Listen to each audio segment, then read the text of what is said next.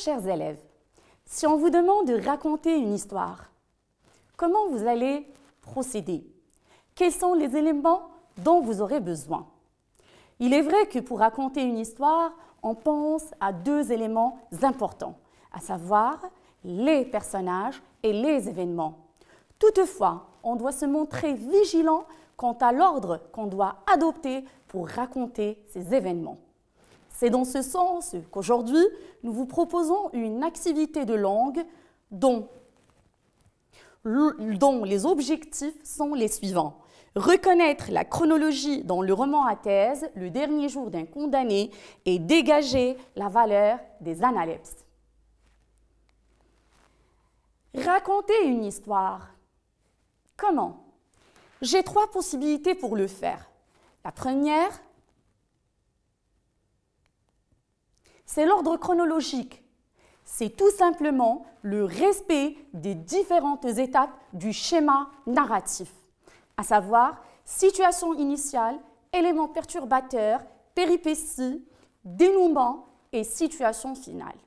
Deuxième possibilité, je peux introduire des analepses, des retours en arrière ou des flashbacks, expressions utilisées dans le jargon cinématographique. Troisième possibilité, on peut introduire des prolepses, une projection vers le futur, une anticipation. Observons ensemble le document suivant.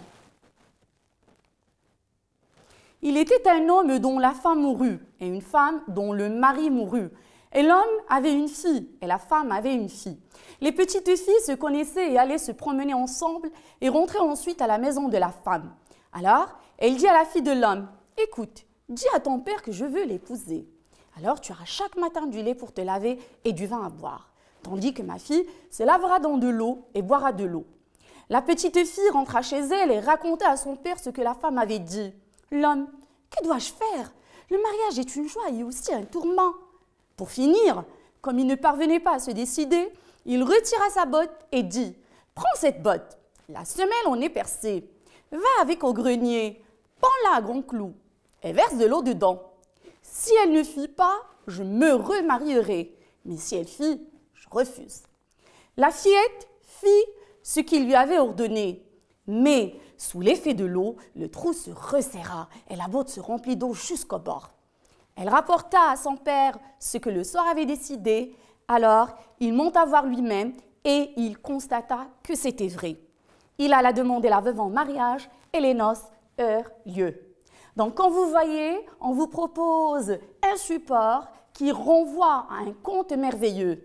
Si je vous demande maintenant, c'est sûr, vous avez repéré les personnages, vous avez repéré les événements, mais si je vous demande quel est l'ordre adopté par le narrateur pour raconter cette histoire, alors je pense que vous l'avez bien deviné, c'est l'ordre chronologique. On peut très bien dégager les différentes étapes du schéma narratif et les événements sont bien ordonnés. Donc, on dégage ces étapes. Alors, à partir de l'expression « il » jusqu'à la maison de la femme, nous avons un veuf et une veuve, chacun a une fille. Deuxième étape, l'élément perturbateur, c'est à partir de l'expression « alors » jusqu'à « boira de l'eau ». Qu'est-ce qui s'est passé? La veuve envoie la fille de l'homme dire à son père qu'elle veut l'épouser. Troisième étape, les péripéties, à partir de l'expression « la petite » jusqu'à l'expression « ordonne ». Oh, lui avait ordonné, ici. Et là, vous avez un ensemble de péripéties. La première péripétie, la fille rapporte à son père les propos de la veuve. Deuxième péripétie, le père confus fait appel au sort. Troisième péripétie, il envoie sa fille au grenier remplir d'eau la botte à la semelle percée. Et puis, la toute dernière péripétie, la toute dernière action, c'est que la fille s'exécute. L'élément de résolution à partir de l'expression « mais » jusqu'à « vrai ». Et là, ce qu'on constate, c'est que la botte à la semelle percée se remplit d'eau. Et puis, la situation finale, c'est à partir de l'expression « il alla » jusqu'à leur lieu. Qu'est-ce qui s'est passé? Le veuf et la veuve se remarient. Maintenant, nous allons tous essayer de dégager l'ordre de la narration dans le roman à thèse, Le dernier jour d'un condamné. Alors, observez le document suivant. Il s'agit bien sûr d'un extrait du chapitre 2. Je vais lire. C'était par une belle matinée d'août. Il y avait 3 jours que mon procès était entamé, 3 jours que mon nom et mon crime ralliaient chaque matin une nuée de spectateurs qui venaient s'abattre sur les bancs de la salle d'audience comme des corbeaux autour d'un cadavre. 3 jours que toute cette fantasmagorie des juges, des témoins, des avocats, des procureurs du roi passait et repassait devant moi, tantôt grotesque, tantôt sanglante, toujours sombre et fatale. Les 2 premières nuits d'inquiétude et de terreur, je n'avais pu dormir. La 3e, je n'avais dormi d'ennui et de fatigue. À minuit, j'avais laissé les jurés délibérants. On m'avait ramené sur la paille de mon cachot et j'étais tombée sur le champ dans un sommeil profond, dans un sommeil d'oubli. C'est un extrait du chapitre 2 du roman à thèse, Le dernier jour d'un condamné. Si je vous demande maintenant, chers apprenants, de quel événement il s'agit? L'événement est bien sûr le procès du condamné. Essayons ensemble de voir le rapport entre les événements racontés au niveau du chapitre 2 et au niveau du chapitre 1 et l'ordre chronologique dans lequel ils sont présentés. Chapitre 2. Le narrateur parle de son procès et de sa condamnation à mort, du beau temps qu'il faisait ce jour-là et de la populace affolée, la foule, en se servant de 2 champs lexicaux, à savoir la beauté du jour et l'atrocité du verdict. Et puis, l'événement relaté, à savoir le procès, s'est déroulé dans la salle des assises à la conciergerie. Essayons maintenant de voir les événements racontés ou ce qui a été présenté au niveau du chapitre 1. Alors, pour le chapitre 1, le narrateur condamné à mort, hanté par la silhouette cauchemardesque de la guillotine, du jugement condamné à mort, fait part de ses souffrances. Et là, nous avons un narrateur qui se trouve dans une cellule à Bicêtre. Qu'est-ce que vous remarquez? Nous remarquons que les événements racontés au niveau du chapitre 2 ne suivent pas l'ordre chronologique par rapport aux événements racontés au chapitre 1. Comment? Chapitre 1, on nous présente une séquence descriptive d'un condamné à mort se trouvant à Bicêtre. Chapitre 2, on nous parle du procès. Judiciairement parlant, on ne peut jamais parler d'incarcération avant de parler de procès. Alors, le narrateur condamné à mort tout en se trouvant à Bicêtre fait un retour en arrière pour rappeler son procès. Et là, nous avons une analepse. Je reprends. Le narrateur se rappelle son procès qui s'est tenu à la conciergerie, un événement qui s'est passé avant ce qu'il est en train de décrire. Et là, par rapport au chapitre 1, une souffrance est vécue dans une cellule à Bicêtre. Essayons de voir maintenant comment le narrateur a pu introduire ce retour en arrière. Et on va toujours reprendre notre support. Nous allons repérer dans un premier temps les indicateurs de temps et ensuite les temps verbaux employés. Pour les indicateurs de temps, le narrateur a utilisé l'expression « une belle matinée d'août ». C'est le jour où le verdict a été prononcé. Et l'expression « il y avait 3 jours » indique la durée de ce procès. Pour les temps verbaux, le narrateur a employé l'imparfait pour décrire et l'atrocité du verdict et la beauté du jour. Et là, je vous invite à repérer certaines expressions qui renvoient à ces 2 champs lexicaux. Pour l'atrocité du verdict, il a dit la sombre salle, machine sur une machine, des corbeaux, terreur. Et pour la beauté du jour, il a utilisé une belle matinée, il fait beau, une belle journée, l'air vif du matin, le ciel était bleu, il faisait beau. Rappelons une chose très importante, c'est que dans un récit au passé, le retour en arrière est introduit par un plus que parfait. Et si le récit est au présent, ce plus que parfait va être remplacé par le passé composé. Très bien. Maintenant, essayons de voir ensemble la valeur de cette première analepse. Et avant cela, je vous invite à repérer un passage toujours au niveau du chapitre numéro 2 où ce retour en arrière paraît vraiment implicite. Jusqu'à l'arrêt de mort, je m'étais senti respirer, palpiter, vivre dans le même milieu que les autres hommes. Maintenant, je distingue clairement comme une clôture entre le monde et moi. Et là aussi, par le biais d'un repérage des indicateurs du temps et des temps verbaux, nous allons essayer de déguster cette analepse. Donc, juste à l'arrêt de mort renvoie au moment antérieur. Maintenant, c'est le moment où il est en train de raconter. Était senti un plus que parfait qui exprime une antériorité par rapport à l'imparfait. Et maintenant, on va passer à cette valeur. Pourquoi, à votre avis, le narrateur a introduit cette analepse au niveau du chapitre numéro 2?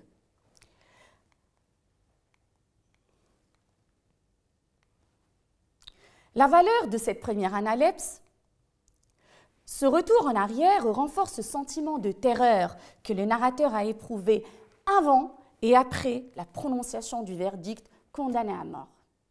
Maintenant, chers élèves, on va passer à l'appropriation. Et là, je vous invite à repérer les différents retours en arrière effectués par le narrateur au niveau de ces 3 extraits que je vais vous proposer et on va ensemble dégager l'intérêt d'avoir introduit ces retours en arrière. Lisons ensemble, chapitre 16. Pendant le peu d'heures que j'ai passé à l'infirmerie, je m'étais assis près d'une fenêtre, au soleil. Il avait reparu, ou du moins recevant du soleil, tout ce que les grilles de la croisée m'ont laissé. J'étais là, ma tête pesante et embrassée dans mes 2 mains, qui en avaient plus qu'elles n'en pouvaient porter. Mes coudes sur mes genoux, les pieds sur les barreaux de ma chaise, mais presque au même moment, j'entendis s'élever sur ma fenêtre une voix. Non celle d'un oiseau, mais bien mieux, la voix pure, fraîche, veloutée d'une jeune fille de 15 ans. Chapitre 28. Je l'ai cependant entrevu une fois. Je passais sur la place de Grève en voiture un jour vers 11 h du matin. Il y avait foule sur la place. Je mis la tête à la portière. Une populace encombrait la Grève et le quai. Des femmes, des hommes et des enfants étaient debout sur le parapet. Au-dessus des têtes envahit une espèce d'estrade en bois rouge que 3 hommes échafaudaient. Un condamné devait être exécuté le jour même et l'on bâtissait la machine. Et puis le dernier support, chapitre 33. J'ai fermé les yeux et j'ai mis les mains dessus et j'ai tâché d'oublier le présent dans le passé. Je me revois enfant, écolier rieur et frais, jouant, courant, criant avec mes frères dans la grande allée verte de ce jardin sauvage où ont coulé mes premières années. Et puis, 4 ans plus tard, m'y voilà encore, toujours enfant, mais déjà rêveur et passionné. Il y a une jeune fille dans le solitaire jardin, la petite espagnole avec ses grands yeux et ses grands cheveux, sa peau brune et dorée, ses lèvres rouges et ses joues roses, l'Andalouse de 14 ans, Pépin. Donc, on va ensemble maintenant dégager ce retour en arrière et aussi préciser et indiquer leurs valeurs. Alors, pour le chapitre 16,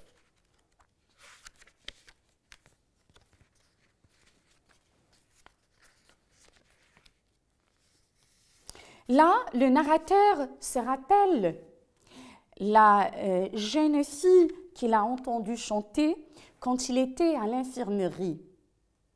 Et au milieu de sa souffrance, c'est une voix pure, fraîche, veloutée, qui parvient à ses oreilles. Lui qui avait entendu un bruit atroce, lui qui avait assisté à un spectacle hideux, à savoir le ferrage des forçats. Donc, le retour en arrière s'effectue par le biais du passé composé est passé, j'ai passé à l'infirmerie. Chapitre 28.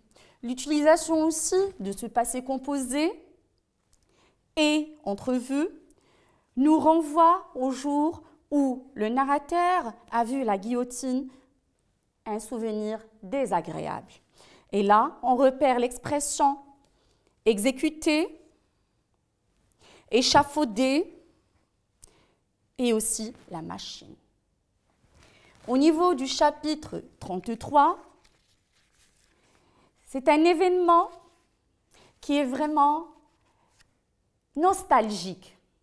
Un ensemble d'images de son enfance et de sa jeunesse avec son amie Peppa, où bonheur, amour et liberté s'entremêlent.